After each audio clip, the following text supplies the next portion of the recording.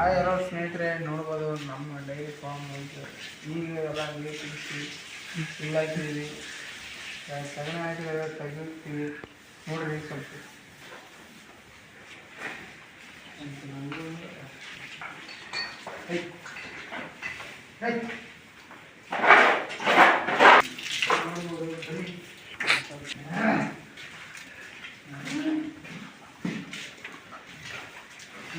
ಹೆಂಗೆ ಯಾವ ರೀತಿ ಆಗ್ತಾ ಇದ್ದಾವೆ ಹೆಂಗೆ ಹಾಕ್ತಾ ನೋಡ್ರಿ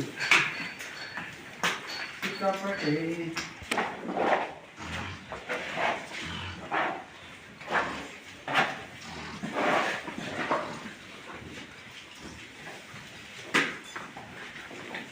ನೋಡ್ರಿ ಆ ಕಡೆ ನೋಡ್ರಿ ಅಲ್ಲಿ ಆ ಕಡೆ ಸ್ವಲ್ಪ ಆ ಕಡೆ ಹಾಕ್ಬೋದು ಅಲ್ಲಿ ಹಾಕಿದ್ದಾರೆ.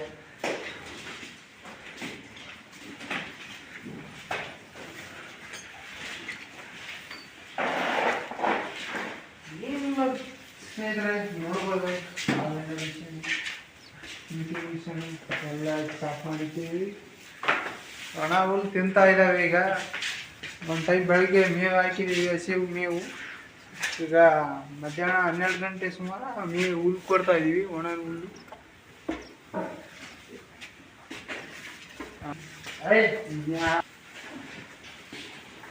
ನೋಡ್ಬೋದು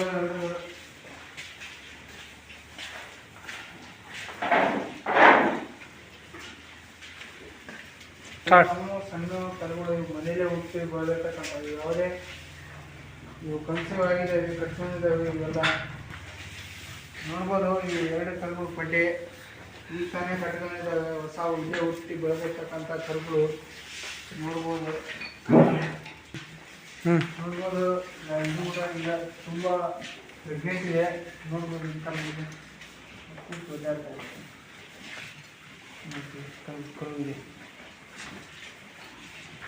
ಇವು 3 ಸಂಜೆ ಹಸುಗಳು. ಇವು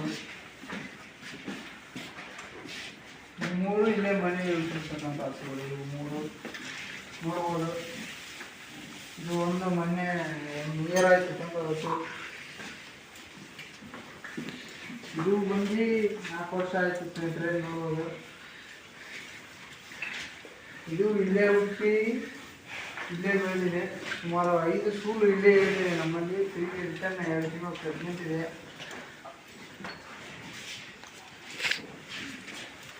ಇದು ಅಂತ ಸ್ನೇಹಿತರೆ ಎಲ್ಲರೂ 2 ಹಸು ತಂದಿರ ಅನಿಸಿದೆ.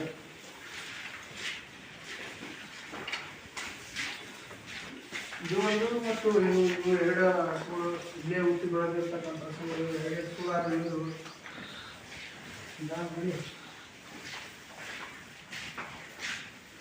ಇದು ನಮ್ಮ ಮಟ್ಟ ಮೂಲದ ಹಸು. ಇಲ್ಲೇ ಇರತಕ್ಕಂಥ ಹಸು ಇದು.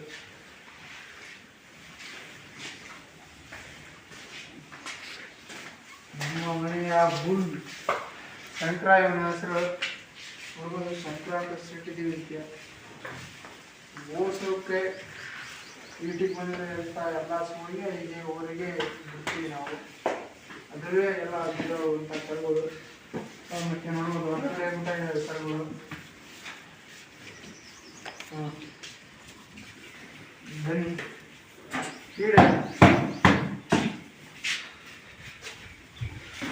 ಪೀಡ್